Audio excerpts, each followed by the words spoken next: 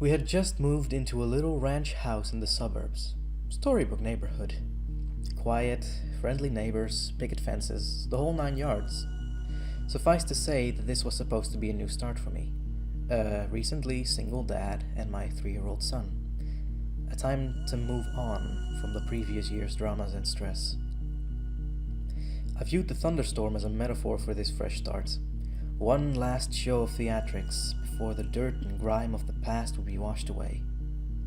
My son loved it anyway, even with the power out. It was the first big storm he'd ever seen. Flashes of lightning flooded the bare rooms of our house, imparting unpacked boxes with long creeping shadows, and he jumped and squealed as the thunder boomed. It was well past his bedtime before he'd finally settled down enough to go to sleep.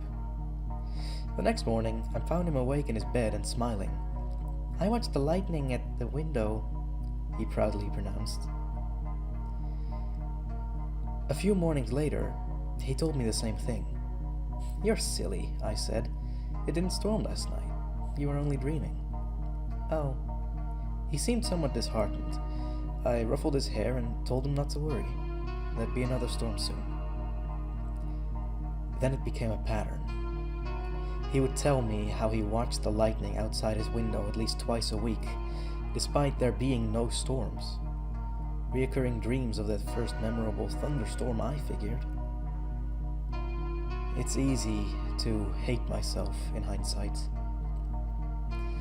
Everybody assures me there's nothing I could have done. No way I could have known.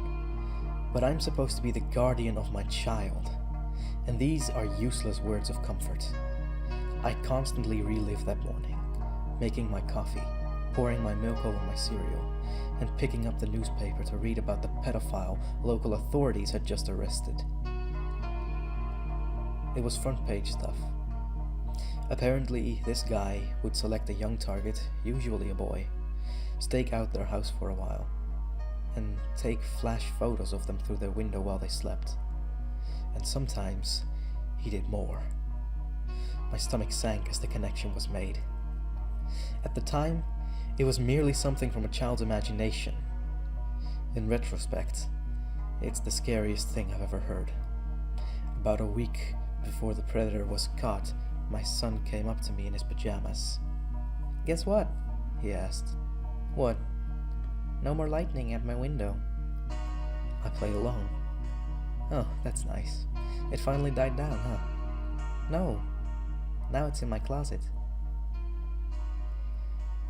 I have yet to see the photos the police have collected. Lightning by Alapanamo.